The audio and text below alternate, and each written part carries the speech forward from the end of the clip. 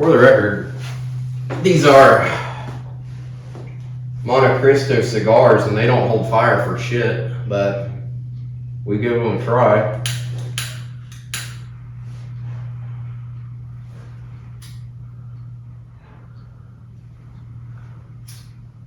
By the time I get done with this thing, I'm going to end up with an empty lighter.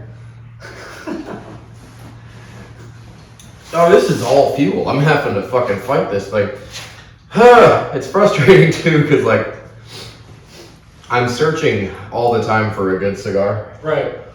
And I have been experimenting, like every week I go get something different, just because like my typical routine is like either before or after or both. On Thursdays when we have wrestling classes, I'll smoke a cigar. I usually smoke a cigar before I get there, and if I'm on the long drive, because goddamn, it's 50 minutes to get home. Right. Every fucking week. So like, when I leave Guthrie and I make it to the state fairgrounds and I'm driving past my job, right, and I know I have 30 more minutes to go, I want to fucking shoot myself. Yeah, that's... I contemplate quitting the business every week just because of the drive. The other thing I hate about my drive at night is I'm thinking, what animal is going to jump out and basically wreck it or cause more injury? Have you ever had like a shitty like animal incident on the highway? No, actually, a couple weeks ago it was funny.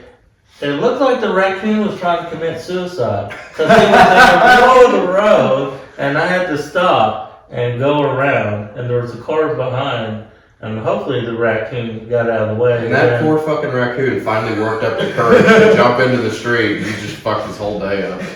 Said, nope, not today, buddy. Bitch move. 2 days before that, there was a young coyote. Just walking, because when I drive, even though it says 65, at night I'll go about 45. Oh fuck, I ain't got that kind of time. Well, I do. Because the fact is, when I was working and getting off at midnight, take that extra time, so just in case something like that happens. Makes me think about the lucky bobcat we've got in my office. Have you been to the dojo lately and seen my bobcat? I have not. He's missing an eye. Don't sound lucky. Well, so it's this taxidermy bobcat. I don't know where it came from. I don't even know if it belongs to Tommy. I just know that it's mine now. I know what you're talking about. And every time someone new comes in the office, it's like staring at them because my desk is here. Right. When people come to speak to me, they stand in front of the desk. And the bobcat's over my shoulder, just looking right at them. And I kind of did that on purpose. So that like when they look over my shoulder, they just see that. And if they don't know it's there, right, when they figure it out, they're like, fuck! It's pretty fun. First time I saw it, I didn't ask no questions. I just looked and... You seem like the type that knows what it is. Backwoods stuff.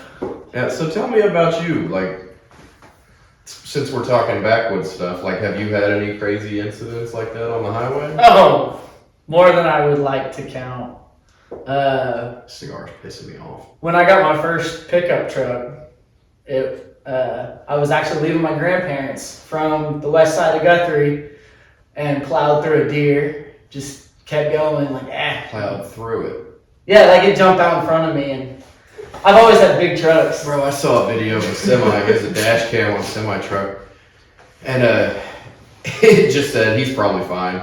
The motherfucker was going 65 guaranteed, and the deer probably shot up 70 feet in the fucking air.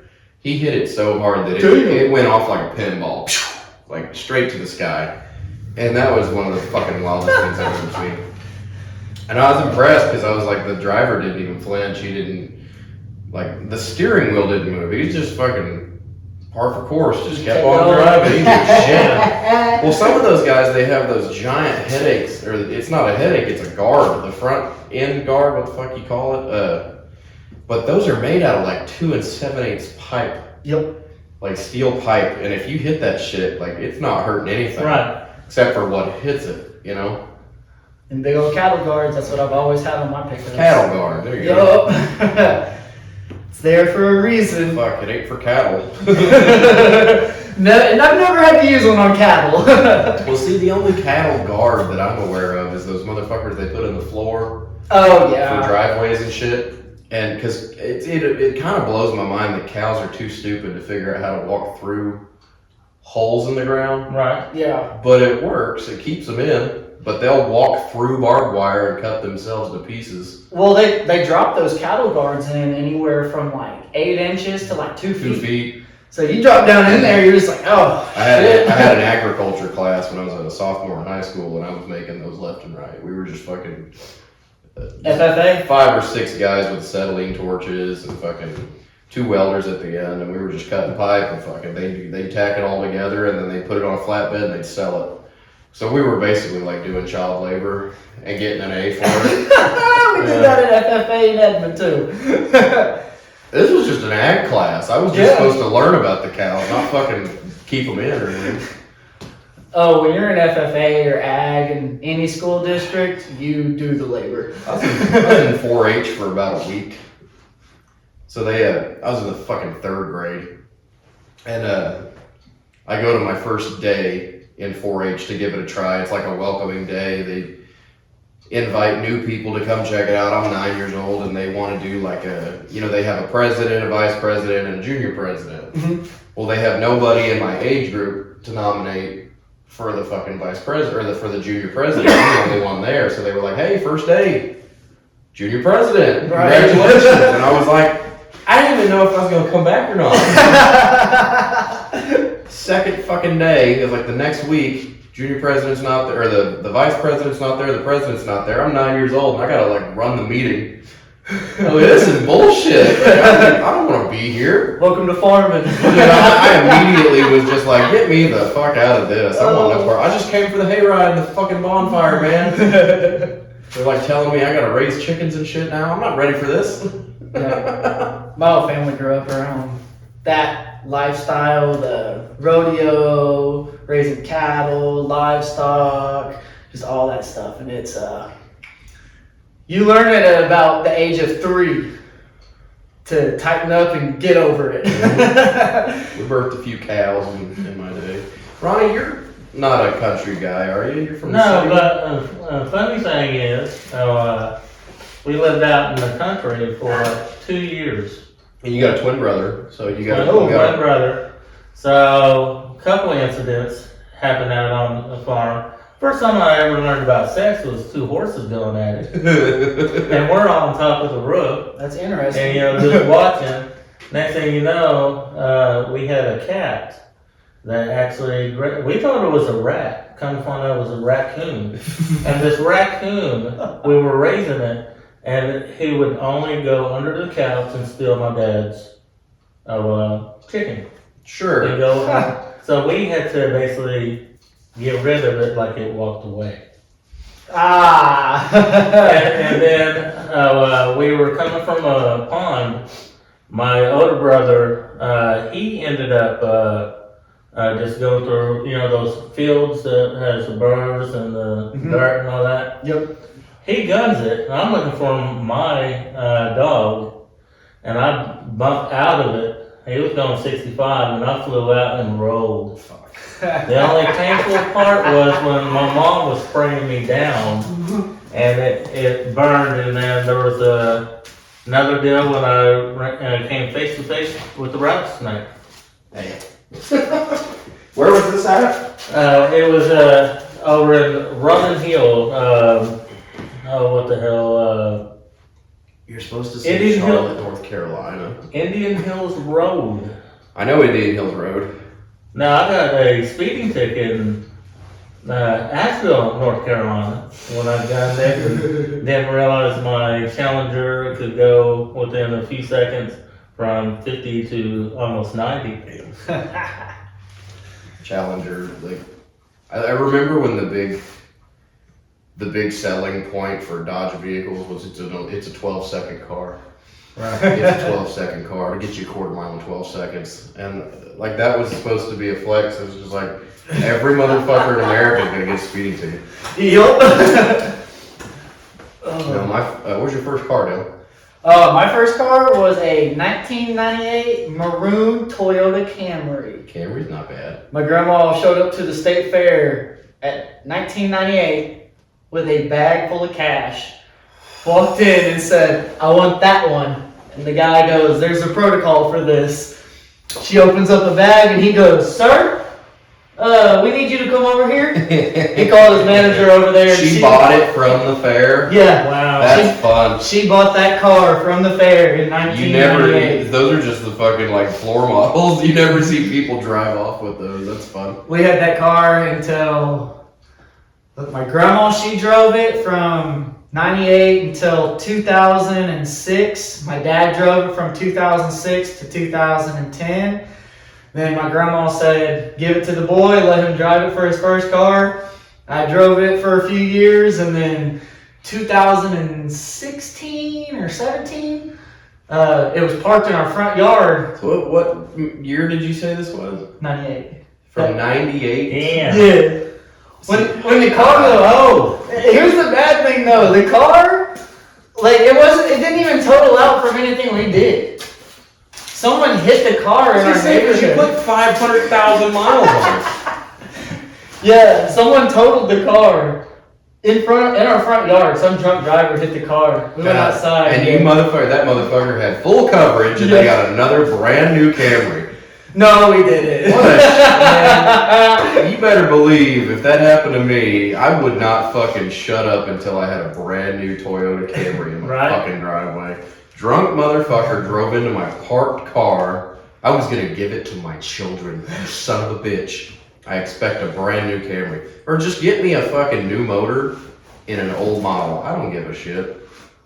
We knew who it was that hit the car. It was one of It was Dale. It was one of my father's friends, and so there was no getting around that point. I showed up home a couple weeks later, and I'm like, "What the hell happened to the car?" And they're like, "Yeah, Josh hit it." Oh, all right. Thanks a lot, Josh. Yeah, thanks, buddy. Shit. I don't know you. But I know for a fact that if this was a Taken movie, Dale would find you and kill you. oh, yeah.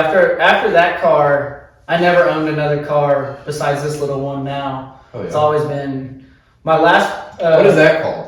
That's a Chevy HHR. So it's like the PT Cruiser Chevy version. Yeah, Right? But the one that doesn't break down as much. No, Exactly. that fucking dude. That thing, that's our little swaggin' wagon.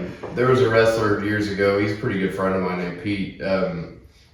Corvin Sage. Right. Really athletic, really talented. He just didn't like talking on the microphone, so he never really worked his way up. He let his work do the work, you know? Right. He's one of those guys. He's a hell of a wrestler. He went through 4 PT Cruisers in 4 years because he had fucking warranties on them. Right. He had 5-year warranty on the fucking car, and it was like a 1-year warranty on the transmission. It was a 1-year warranty on this, but it was a 5-year warranty on certain shit. And every time the fucking car would break down, it would be the thing that had the better warranty. Here's a new one. He's also got full coverage, and because they had some money. His wife had a fantastic job. So like every other fucking month, I'm seeing another PT Cruiser. It's a different color. And I'm like, what happened? And he's like, well, I got another one. I was like, those things must fucking suck. He goes, you know what? They do. Yes. But the fact that I have gotten 3 free PT Cruisers out of it, I'm not fucking mad. Can't complain. Yeah, all my vehicles have been pickups, and then my last one was a 2009 Ram 2500 diesel. Diesel. Fuck. Yeah. You'd be pulling the trailer. Yeah, and whenever I got the engine blew up on it, Mm-hmm. and when I started driving that, showed up to the gas station one day, and I was like, wait, what am I doing here? Because I was filling up every day in my truck. No shit. Because I was running so many big jobs and stuff like that. We were all over the state. And I started driving in that thing, and I'm like, hold on, every other week. I've never had a car that didn't consume all the fuel. I went from a 96 Chevy Camaro glass tops, had the T-top sunroof. That was my first car. My second car was a, I believe, 98 Chevy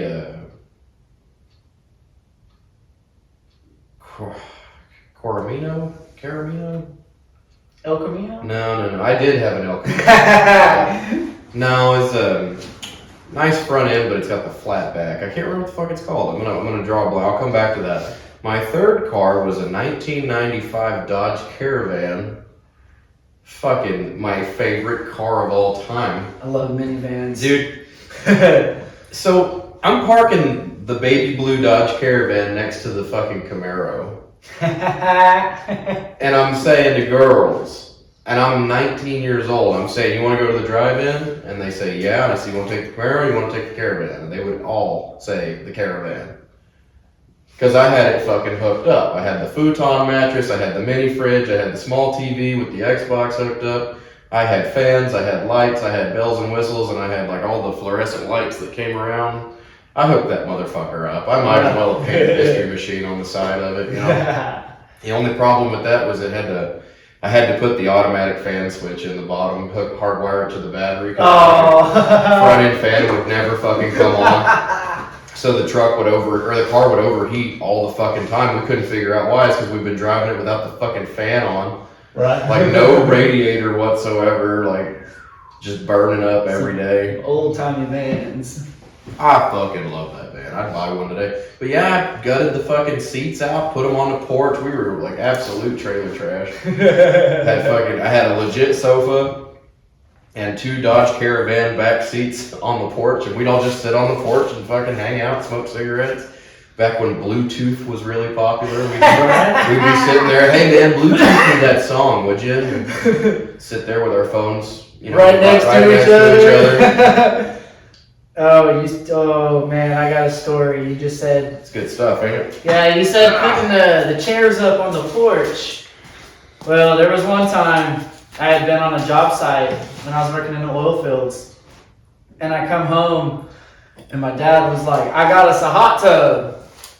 Was it soft? Hold up. I said, my thought process was like, I know this man. This could be many, many things. Was it a fucking horse trough? Dude, it was a bathtub that he put a fucking space heater in, and he turned the jets on, and I looked at it, he was like, hop in. I said, you first, big guy. Yeah, fuck. Let's see what the outcome is when you get in there first, because I'm not. I don't even remember how we came about this thing, but one random day, I look on the fucking front porch, Right. and the couch is gone. And in its place is one of those circular soft hot tubs. We're fucking poor. It's me, my brother, and all of our roommates. And I don't know where this came. And my brother's not working at the time. He basically found a way to have just enough roommates, and all the bills are paid. He could just sit on the fucking kitchen table and smoke cigarettes all the time. So I just come home one day and there's this soft hot tub on the front porch, and I'm like, what the fuck is this? And he goes, cool, huh? Just like that too, with the smoke. Cool. Oh yeah. That's my brother's thing. His feet are up on the kitchen table. He's kicked back and he's smoking cigarettes. And the only time he got out of that fucking chair was to go get more cigarettes. He was just enjoying life. It was fun. Living the dream. Well, the rest of us were working, but it was alright. It was a good setup for a long time.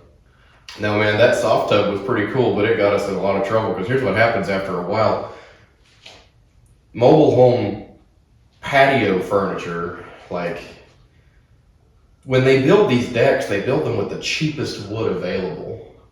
So like the steps and the side rails and everything is just starting to fall to pieces, right? So every now and then you just fucking step through the fucking floor. So you've got a fucking 500-gallon hot tub sitting on this old rotten wood, and underneath it constantly maintains moisture. Yo.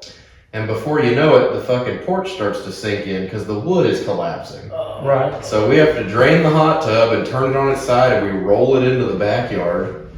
And if you didn't ever get a look at it, I was absolutely like a backyard tard. I had gone through the neighborhood and removed all the vacant homes, carpet and padding and everything else, and I had built myself a hard carpet floor in the backyard.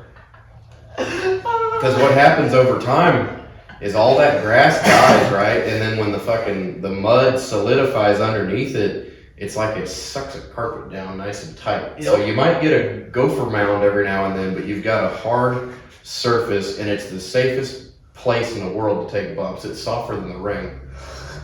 And I have a 16-foot broken ring with 2 ropes, and I never had enough turnbuckles to keep those on, so half the time we're taking bumps in a ring with no ropes.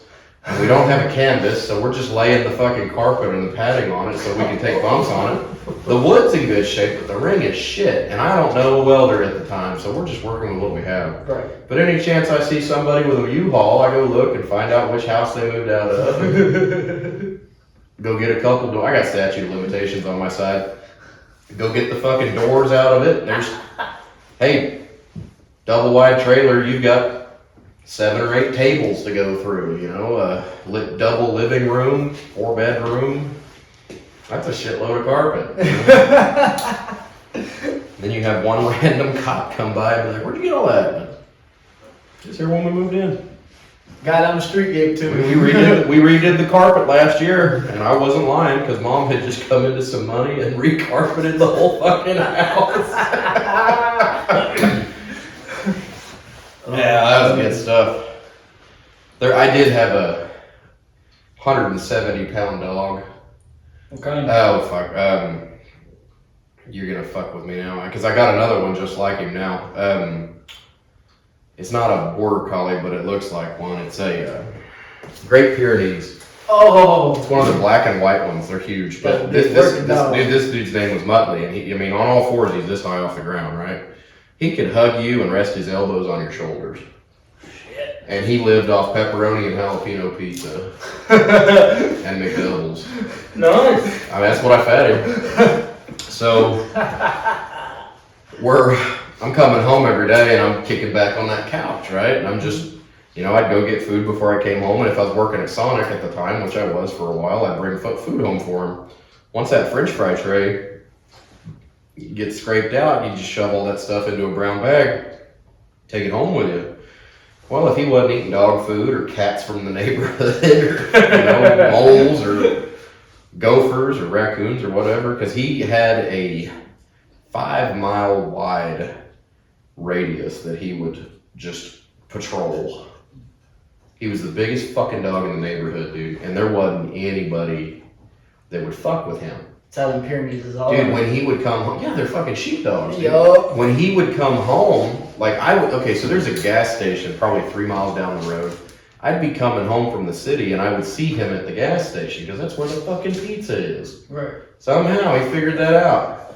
I'd pull over, I'd say, "Get your fucking ass home." I get home, I take a shower. By the time I get out the shower, I come look on the front porch. He's about 100 yards away. He's just trotting his goofy ass down the road. But when he was home, he would just patrol the edge of the property line. Like he knew where the street started and the grass ended, and it's like when he got to the end of our property line, somehow he knew that wasn't our yard anymore.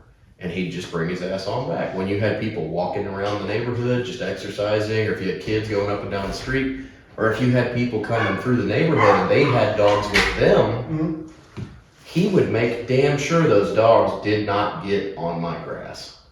He was a good fucking dog.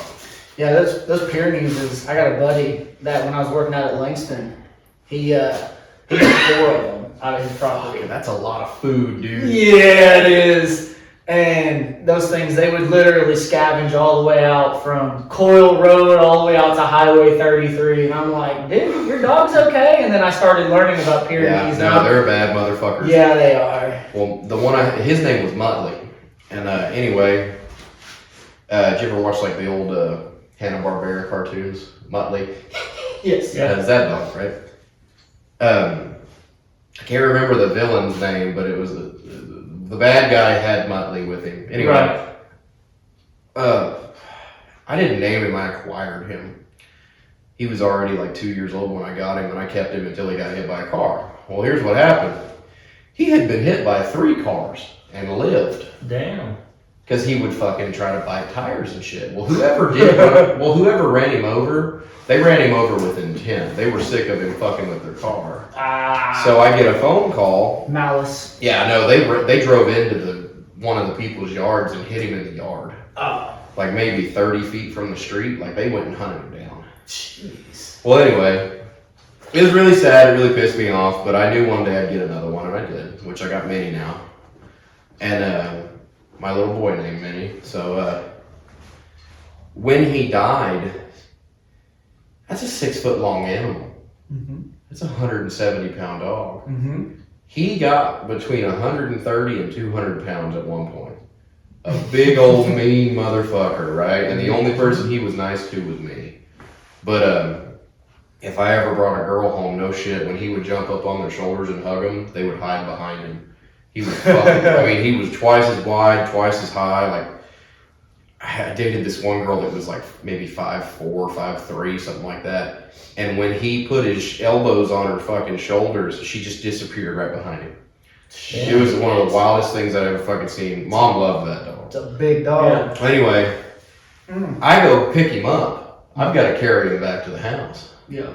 Because I know that the only other option is to call like the dead truck, you know, that picks up the deer and shit. I don't want to do that. Right. And my mother even called. She's like, what do you want to do? And I said, well, I'll come home and I'll get him. Well, I put him on my tailgate. And I found an old quilt in the garage, you know, just to cover him up. That way I wasn't picking him up, you know. Right. Because and this is gross, but at this point in time, it's one of those things where he'd been out in the sun. Yeah. And when you pick him up, he's making noises. Right. And it's not good noises, it's gross noises. Yeah. So I put the blanket over him and I kind of tucked him into it. And I pick him up and I put him on the tailgate and then I drive home real slow, you know. And then, again, he's 6 feet fucking long, so I have to dig a human-sized hole. Yup. And I'm in my backyard in broad daylight. You just see this shape under this blanket and me digging. About 30 minutes goes by, because I know for a fact that if I don't dig this thing deep, he coming up. Well, one of these neighborhood dogs is going to come dig him up, because they smell that shit and they go searching for it. Yep. They like stinky shit. So I just hear this, and I'm like, you're fucking kidding me. I'm like, I've got tears in my eyes. I'm mad. I had to leave work. Right. My dog's dead. Everything's going wrong today, you know? And this cop comes up to me and he says, hold up. And I said, what? So somebody had called the cops on me and he says, hold up. And I just said, what? Just like that, and he goes, I know this is crazy, but what's under the blanket? I said, why the fuck do you care? He says, I don't. Somebody called and said, you're digging a grave back there. And I said, maybe I am, motherfucker. I said, are you going to lend me a hand, or are you going to let me finish? And he goes, what's under the blanket? And I said, a dog. And I said it just like that, and he goes, can you prove it? And I said, just as easy as you can. I'm pissed. Right. One of my neighbors called the police on me. Right. Or some asshole driving down the street just saw me with a shovel and a corpse, you know? I said, it's 2:30 in the afternoon. Do you think I would really be burying a human body in my backyard 100 feet from my fucking house? He goes, I just have to answer the calls, man. I don't fucking make them. He's being real with me, you know? Right. But I said, it's my dog. He's a Great Pyrenees. He's 170 fucking pounds, and I can't just put him in a shallow grave. I'm sorry that this looks bad. And he gave me he said, well, technically, you know what you're doing is illegal. I said, is it? He goes, well, yeah. He says, you've got to report these kind of things and turn them in. And I said, not in this fucking county. Because here's the thing, I live on a road that's a very fucking obvious red flag. County road. Okay? Right. So that means I've got one city's water. Right. I've got another city's fire department. Right. And I've got a third city's fucking police department. Right. And this guy's the Grady County cop, and he don't even fucking need to be there. He was just nearby, so they asked him to check it out. I said, the crazy thing where I live about, at the time, 30 minutes from Chickasha, Oklahoma. Mhm. If my house burnt down, they're the ones who have to come. Damn. So in that, Damn. dude, it's County Line Road. I live on County Road. Right. County line goes north and south. County road goes east and west. Mhm. And then the county streets are all numbered. Yeah. So it's county line. County line is a particular street. It's basically an equator. So if you're on one side, you're fucked in certain departments. If you're on the other side, you're fucked in the other department. Right. But county streets go north or east and west. County roads go north and south. So let's say you order a fucking pizza and your delivery driver puts it in wrong. Mhm. He's gonna call you like you're the asshole when I gave you the address, bro. He's like, well, I'm like 11 miles from your house. How'd that happen? I said, because you didn't put it in the GPS correctly. Right. There was one guy, it was back in the COVID times. The guy did the no contact delivery. Mhm. And then the guy who lived in the house called me because my phone number was on the box. He said, hey, I got your pizza. Can I eat it? I said, well, where the fuck are you? His address is identical to mine. It's just mine's road, his is street. He says, well, you're not that far if you want to come get it. I said, no, I know exactly how far it is. I said, they've told me before. Yup. I said, I'll be there in about 15 minutes. I went and picked it up. It was a paraplegic guy. He couldn't even bring it out of the rain if he wanted to. Damn. He looked, no shit, he told me, he said, I bent over and I took a picture with my phone to get your phone number. And then I fucking called you. He says, I can't even get down to pick it up. I'm so sorry. And Damn. He was sitting on the fucking patio bench in his driveway. And he was like, man, I won't fuck with it. Come get it. Super nice dude. Right. Hey, he kept it real. Well, I mean, there's been other times where like, you'll change your primary address on like Walmart or Amazon.com, and for some fucking reason, they'll still send shit to your old addresses. Yo. So there's been 3 times this year I've had to go to my old house, knock on the fucking door, and argue with my landlord about my mail. Bro, I don't even fucking live here anymore. Can you just give me my shit? Why'd it come here? Fuck off. Like, you kept the deposit, dog. You won. You got you already fucking won. You got the money. Leave me alone. When I moved out, I called him. I asked for my deposit because it was an $800 deposit. He said, I ain't giving you that shit. I said, why? He said, this house is filthy. I said, fuck you. What's wrong with it? He goes, you didn't dust the ceiling fans. I said, you're a piece of shit. Asshole. I said, I'll call that dude out. Oh. Yeah, those county roads and county line roads they can get you. When I was working in the oil fields and climbing cell phone towers. Hold on, that's 2 different things. Oh, I'm getting there. Okay. He said the long way around. They used to send us the job locations that would be, they'd tell us the county line, county road, whatever, but we'd have to go off the coordinates because where you're going, there isn't a fucking road. yeah, it's like, what the hell is this? Yep. I did thread inspections for 9 years. I was doing, the guys who come and do the pipe dope, they check the couplings and all that. I wasn't one of those guys. I was the forklift driver, but before I was the forklift driver, I was just a yard hand, so I was constantly kicking pipe. I was constantly using a hammer on fucking those orange wedges. You remember those things? Yep. So they're called scotches, and if I never see another one, it'll be too soon. I got a phone call. I got a phone call from my old boss. It was at my previous pipe yard job, about 3 years after I got let go, and he just asked me. He said, "Would you ever be interested in coming back and being a forklift driver again?" And I said, "To be completely honest with you, I'd rather chew fucking broken glass." And he was like, "Okay, Thanks hope you're doing all right. Nice talking to you." He hung right up. His name was Michael. He was very nice to me. Not the other Michael. You know which one you are. Thanks for the honesty. His name was Michael Norris, and he was cool as shit. I don't mind telling you his full name because he was a nice guy. First day I met him, he was a douchebag, but every day after that, he was all right. No, it's like there's this random dick measuring competition in the oil field specifically, Yes. where your Yes. job apparently you just can't be successful unless you're an asshole. Yeah. So every time you see someone or speak to someone, you just have to be fucking rude to them. Call them Right. a puss or something. Oh man, it was terrible. It was not fun. And that's the thing too. Like every supervisor, they're sitting there with an iPad in their hands, cigarette in one, and they're just punching length. You know, because you're sitting there with what's called a tally tape, and it's a different type of tape measure. It measures quite a bit differently. I'm not sure why they're necessary, but it's important that they be measured that way. And they just sit there and measure, and then it's so that they can determine the amount of footage, the weight. Right. You don't want to overload a trailer that can't haul any more than that.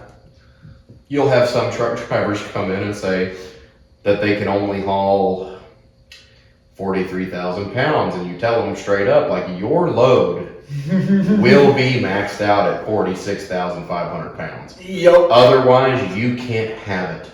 Right. Somebody else is gonna take it. Someone else is going to take it, and you're going to be here for nothing. Yup. And then they just go, God, okay, load it up, you know? I was happy whenever they came up to me and they said, you can take the dirty clothes off and you can go sit in the truck now. Yep. That was the best day I ever worked in the oil fields. I didn't get to sit in the truck unless I was in trouble, but I was definitely the one loading and unloading the trailers. I enjoyed being in a forklift, in a big forklift. Like I drive a forklift all the time, but Right. I've done forklift for that was 8. This is so 14 years. Been a forklift driver for 14 years.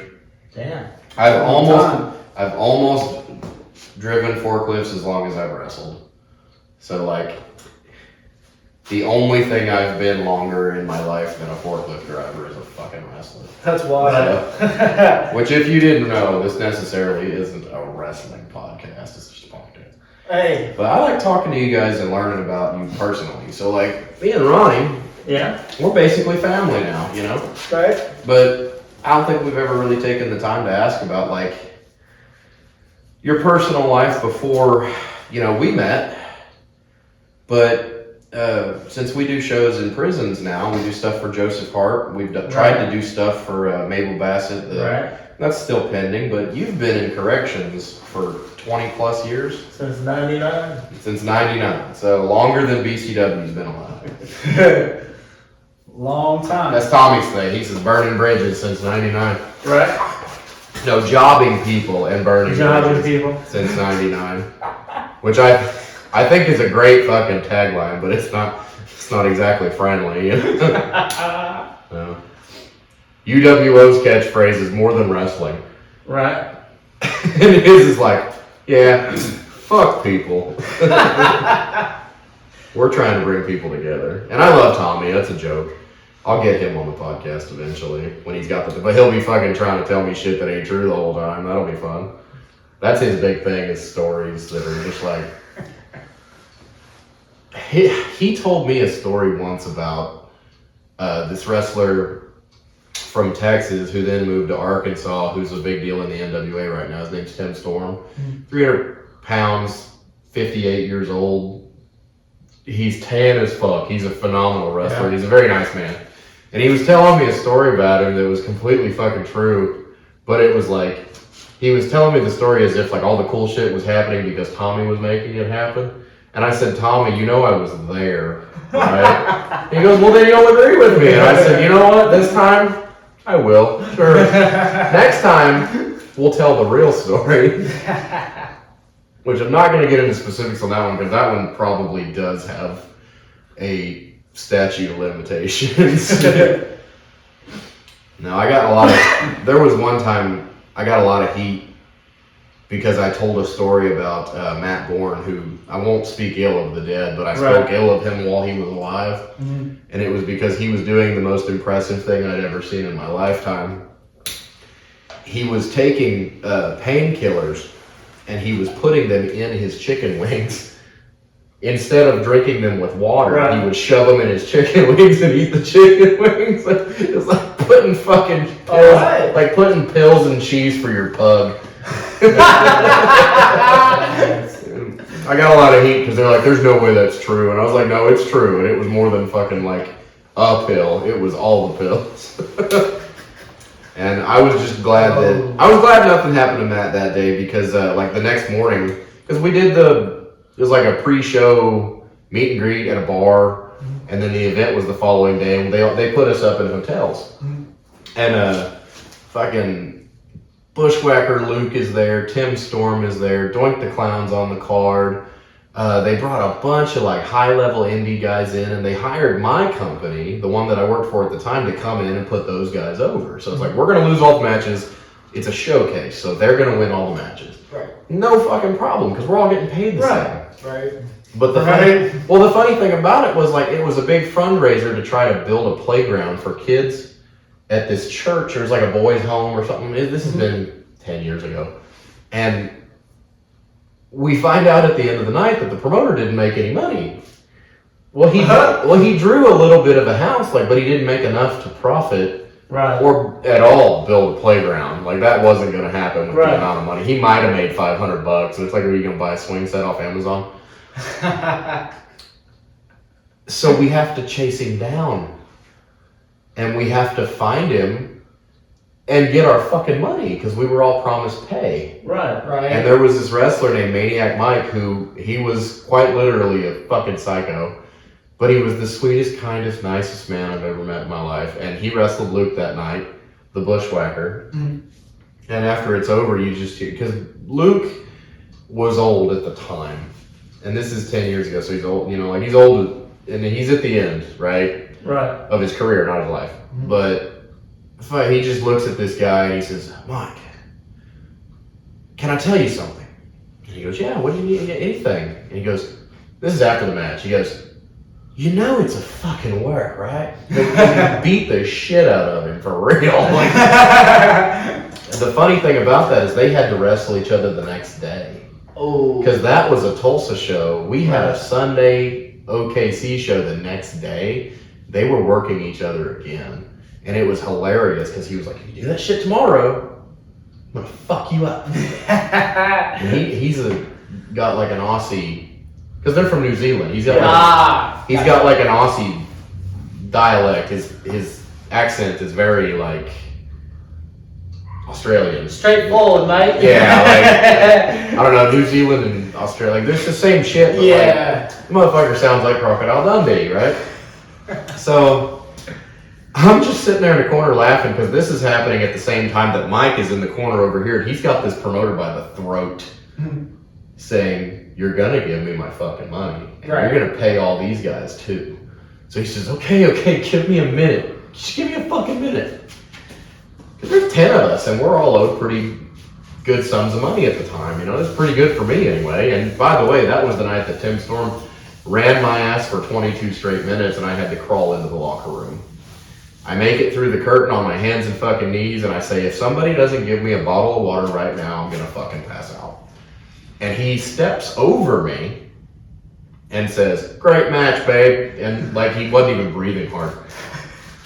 So like, that was like, I got a reality check into what a real wrestler's supposed to be like. I'm just this fucking like 19-year-old chubby kid that's just got my ass kicked for a half an hour almost, But the fucking, all this is happening at once. The promoter goes in the back and like he's like, give me a minute. And he goes and counts all of his money. Well, he counted all of his fucking money. He came out, he said, this is all I have. He says, we promised him a playground. He's like, what do you want me to do? He says, I want you to give me that fucking money. You're gonna pay us. Homie takes all the cash out of his fucking hand and he says, this better be all of it. And then he starts passing the money out like he was the promoter. He started paying everybody. So that was a fucking wonderful day. There was another day. I had another show in Tulsa. It was for Nightmare Extreme Wrestling. A very similar situation happened where the promoter was like, I don't have enough money to pay you. And it's because it was a 5-hour wrestling show with fucking 14 matches on it. He brought in Gangrel as the name. And Gangrel's in the main event, right? But the first match on the card is a 40-man over-the-top rope Royal Rumble. And the winner of that match goes into the main event. Well, the final 4 out of 40 go to the main event. And those 4 guys fight for the title. Right. Well, guess who number 1 in the fucking Rumble was? You. Me. Guess who number 2 was? Tim? Gangrel. Oh, damn. And I said, why the fuck are you out here? And he was like, I don't know. He's like, I came to work, let's have some fun. He fucking had to be out there for like an hour. And of course, here's what happens when you're famous, right?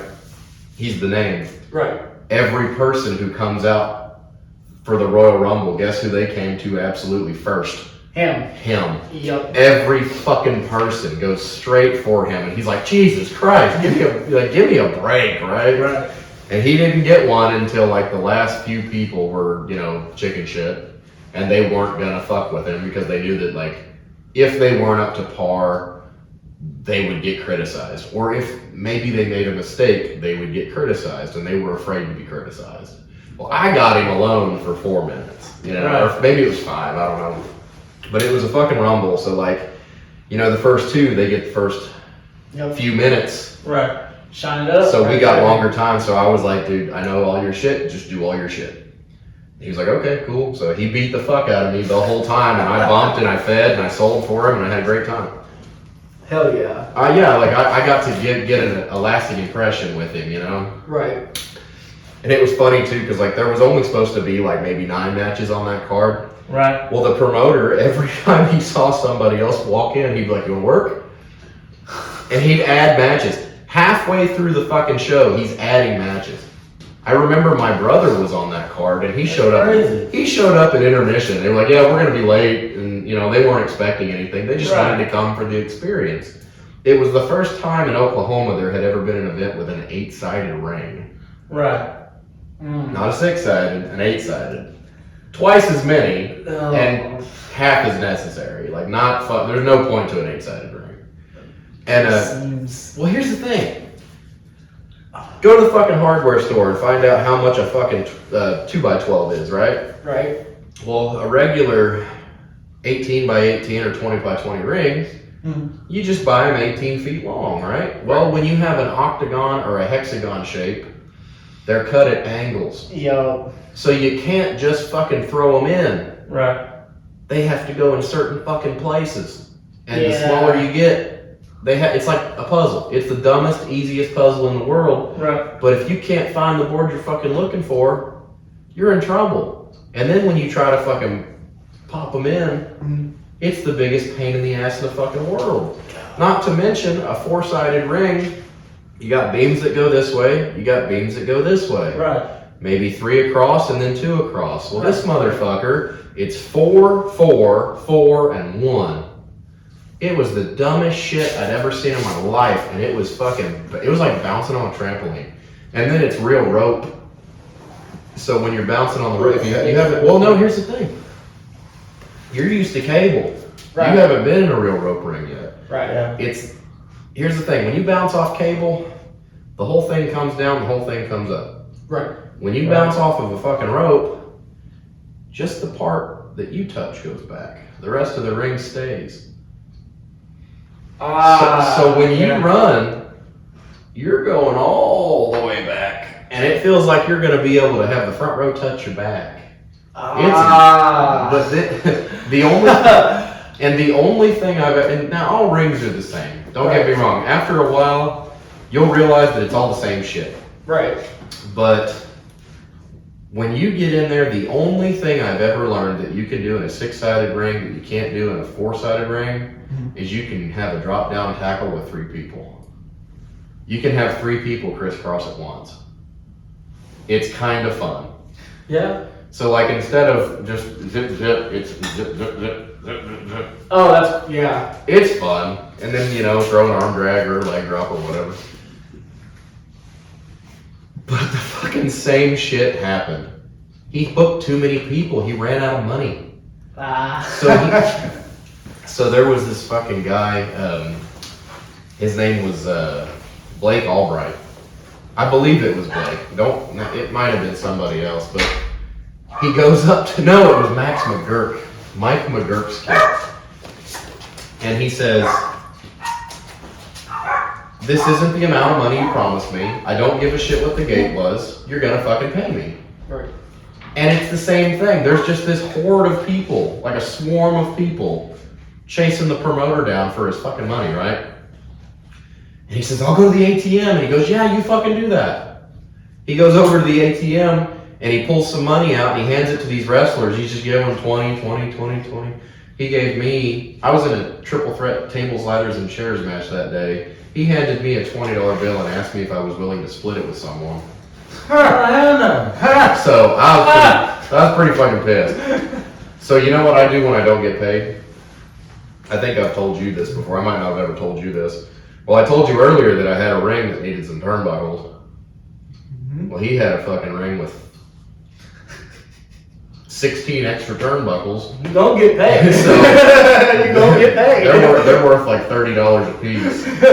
So I said, okay, motherfucker. I said, you quoted me at a certain price. I said, I'm going to get every penny of it. So I went, when they were tearing the ring down, I just grabbed 3 turnbuckles and I put them in my bag and I took them home. And that was the first and last Nightmare Extreme Wrestling show. It was fun. What? I got statute of limitations. This was 2012. He robbed me.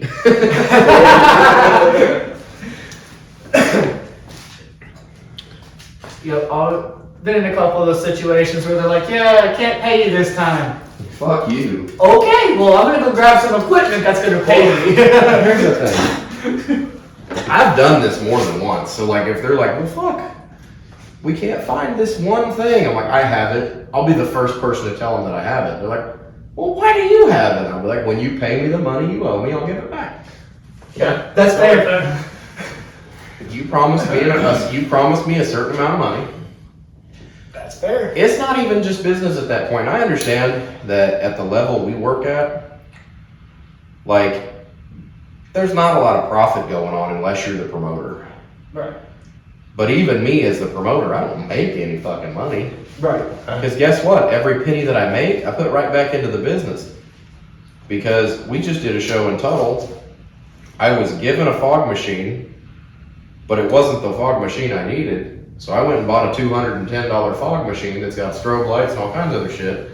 And then I've invested in a couple other things to add to the presentation. Mm-hmm. When we profit, we take our profit and we put it back into the business. Right.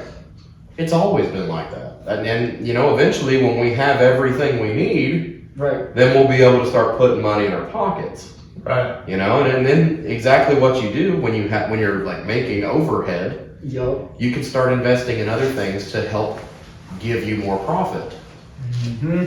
Because once we have everything we need, like, say we get all the lights we'll ever want, we decide we're going to invest in guardrails, which I don't see a point. There's no real point. Here's my opinion on guardrails. A guardrail is a guide. Right. And it's for your safety, not the fan's safety. But if there's not someone there to enforce that guardrail, like a legitimate security guard with handcuffs and a gun, right, there's nothing you can do if something crazy happens, like a riot. That guardrail's not going to stop anybody. They're just going to jump over it. We got it wrong. Well, he doesn't always have his gun. We got this guy. I don't carry a gun. If I trust anybody, it's Ronnie. I'm saying that's the funny thing, because the only person that I know for a fact is safe is either me or my wife, because she's got pepper spray with her all the fucking time. Right. She's carrying around the money. You don't fuck with her. Right. But and Cheryl's got tasers. yeah, she's got tasers and shit. You don't want to. I mean, it would be like it would look great to have guardrails, right? But here's the thing: we load our shit on a flatbed trailer. Yup. More equipment like that on a traveling show, that means you're gonna have to make a second trip or pull a second trailer. Right. Yeah. And that means a lot more fucking money. More gas, More- yeah, and that's- labor. Yup. First thing I tell people when they ask about ring rails and shit, they say, well, it's the ring and what else? And I say, well, the ring costs this much. If you want more, it costs more, you know? Right. How much do you want? Well, we want lights, we want the stage and the curtain and the music and all that shit. And I say, okay, well, here's the number. Right. Well, why is it so much more? You're already coming. And I'm like, fuel cost. Right. Yeah. fuel my time. Somebody has to build that shit. Somebody has to run that sound. Yup. Well, we'll see if we can find a sound guy. You do that. And when you don't, here's the price. Yep, that's normally how it goes. I'm gonna go ahead and get this taken care of. Okay, just go ahead and give me a call in a few weeks when you're ready for me. What drives me up the wall more than anything is when you have one guy who's just like, well, we're going to see if we can find a better deal. And I'm like, first of all, you're not going to. Second of all, if you find a cheaper deal, that's not going to be a better deal. Because the guy's going to fuck you. Yep. Because I have the fairest prices in the game. If you come at me and you say, hey, we want to do it, like, here's the thing. It's like with your first day in wrestling school, it's the same price as your first month. Your tryout fee is your first month. Right. Yeah. So you spend that $50 how you want to spend it. You want to be here one time, $50. You want to start a fucking potential career here, $50. After that, it's $50 a month for the rest of your fucking life because it takes a total of 2.5 years to pay the ring fee. Right. And you get about 3/4 of the way through it, and then that's when the people start trying to do the brother thing. They say, oh, well, I can't afford it this month. Can I get you next month? And it's like, yeah, sure. And then if you just pay it off, Right. you won't owe me money for the rest of your life. But guess how many people you know that owe me money? It's most of them. All I have to do is just kind of be like, oh, I don't need to answer that on camera. What did Tom charge you? So my audition It was called an audition back My- then? Dude, my- tell me. I want to hear it. That was a tryout audition, and it was off of Robinson and that boxing deal. Fuck yeah. So my first month In a shitty hard ring. was in a boxing ring training. Was it 3 ropes or 4? It was 3 ropes. So he I wrestled in a 4-rope ring. It's weird. I bet. So he sat there and I tried out, and it was a one-on-one with another guy. I can't remember the It's your guy's first name. fucking day? Yeah, try out. The only thing we didn't do was body slams because he wanted to save our body. But you're saying it was like, what, you had a match? No, it was basically walking through the movie. Oh, so you got one, so you got some like private time. And Tom's doing this at 75. And I remember, because I was working at a fast food place, I get out of the ring and I go instantly to the payphone because they didn't have cell phones. And I called my manager. I said, "This is what I want to do for the fucking rest of my life. This is so fucking awesome." So what was your shoot job? What were you doing? I was working Wendy's at grill. You were cooking burgers. Yeah, I'm walking everywhere. Were they square? Yeah. But But here's what I would do also. If I couldn't afford to pay Tom, I would actually call and say, "Oh, I'm sick," because I felt You that. didn't want to tell him you didn't have the money. Yeah, because I felt that why be in the ring and train That's if fair. I don't have the money to train? No, you know what used to really piss me off is when someone would be sick and then they would show up anyway and they say, "I'm not gonna get in. I just wanted to prove myself. Prove to you that I would show up." Right. And I was like, "Do you have a fever? No. Did you throw up today? Yeah. Get the fuck out of here. I feel so attacked. Get the fuck out of here. Like, I'm not gonna be like, way to go. Good for you. Now we're all sick. I'm gonna be like, hey, you know what doesn't fucking matter to me? Your attendance. You know what does? Your fucking ring fee. Pay Right. your bill on time and then come whenever the fuck you feel like it.